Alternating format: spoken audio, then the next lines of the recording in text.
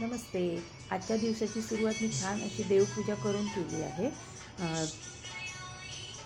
आणि ना आज पण मला 4 किलो तिळाच्या लाडवाची ऑर्डर आली होती. तर ते हे बघा तुम्हाला दाखवते. पण ते काय झालं, ते करता करताना माझ्या गुडघ्यामध्ये अचानक चमक आली आणि मग ना माझा गुडघा दुखायला लागला. मला पुढे चालताच येईना. म्हणून मग मी ना घरघंटीवरती असं चौरंग ठेवून आजची पूजा मांडली आहे. अशी बसून मग वरती बसून मी पूजा केली आहे. नमस्तेस्तु महामाये श्रीपीठे सुरपूजिते शङ्खचक्रगदाहस्ते